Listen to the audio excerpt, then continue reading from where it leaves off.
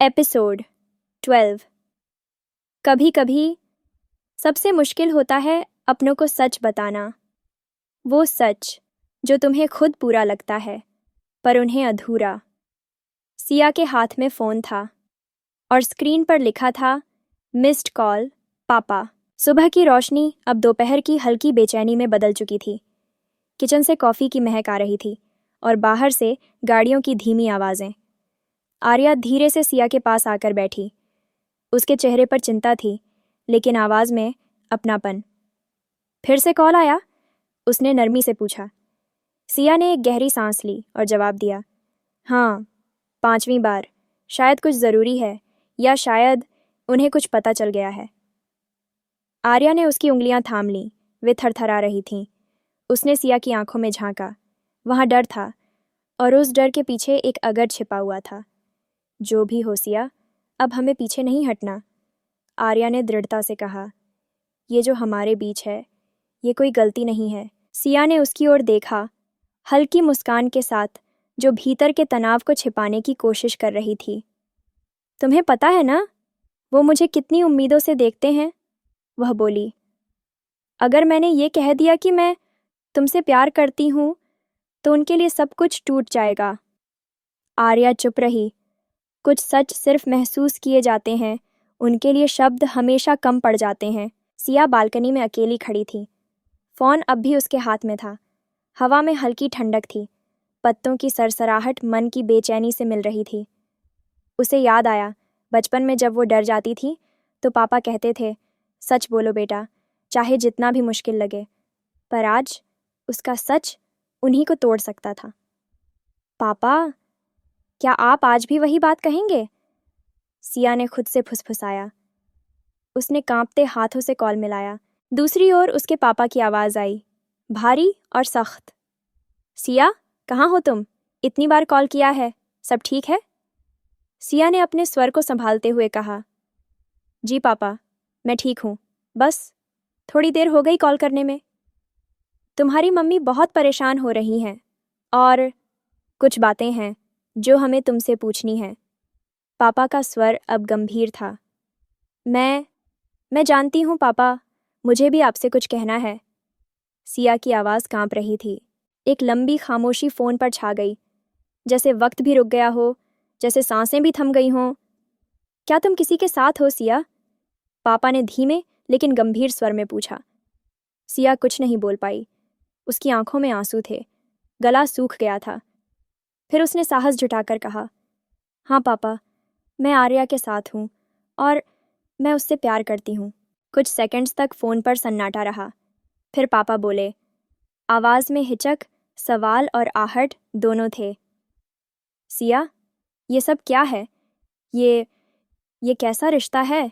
सिया की आंखों से आंसू बहने लगे, लेकिन उसके लफ्ज़ों में अब डर नहीं, सच्चाई थी। पापा, ये वो रिश्ता है जिसमें मैं खुद को खोती नहीं, पाती हूँ। आर्या के साथ मैं पूरी हूँ।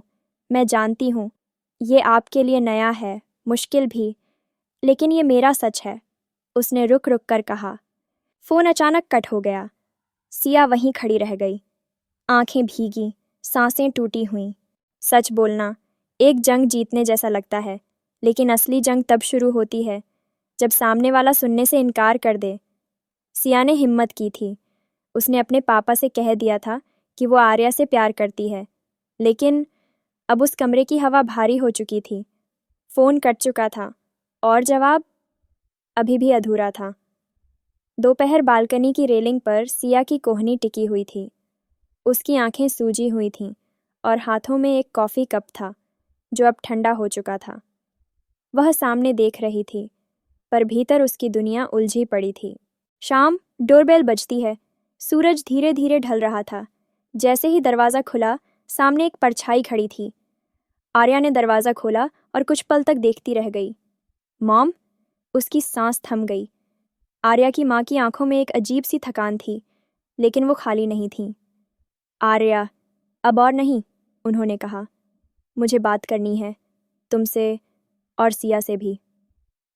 आर्या का चेहरा कठोर हो गया, जैसे पुरानी यादों ने उसे फिर से छू लिया हो। पर इस बार वो अकेली नहीं थी। उसके पीछे खड़ी थी सिया, अपने आंसुओं और डर के बावजूद एक छोटी सी मुस्कान के साथ। लिविंग रूम में तीनों साथ बैठे थे। आर्या की माँ ने चाय की ट्रे मेज पर रखी और चुपचाप सिया की ओर देखा। तुम ही हो जिसकी वजह से मेरी बेटी अब दोबारा मुस्कुराने लगी है। उनकी आवाज़ धीमी थी। सिया ने हल्की शर्म से गर्दन झुकाई, लेकिन स्वर साफ था। मैंने कुछ नहीं किया आंटी, बस इसे जैसे है वैसे ही अपनाया है। आर्या की माँ चुप हो गई, आंखें भीगी थीं। सालों का सख्त लहजा आज पहली बार टूटता हुआ दिखा। फिर वह बोली, मैंने उसे खो दिया था उसी दिन जब उसने मुझे अपने सच के बारे में बताया। मैं डर गई थी, लोगों से, समाज से, खुद से भी। लेकिन आज उसे तुम्हारे साथ देखती हूँ तो लगता है शायद मेरी ही हार थी वो। उस एक पल में आर्या की आंखों से आंसू बह निकले। माँ ने हाथ बढ़ाया और आर्या ने अपने सालों पुराने गिले उस एक हग में छोड़ दिए। रात में सिया और आर्या दोनों छत पर खड़ी थीं। एक हाथ में चाय थी, दूसरे में एक दूजे का साथ। सिया ने आर्या की उंगलियां थामते हुए कहा, आज पहली बार लगा जैसे सब कुछ थोड़ी देर के लिए ठीक हो गया।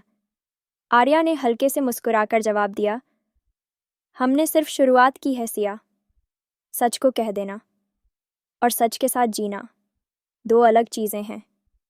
और फिर वो दोनों बस खामोश खड़ी रहीं, एक दूसरे के हाथों में अपनी उंगलियां उलझाए हुए।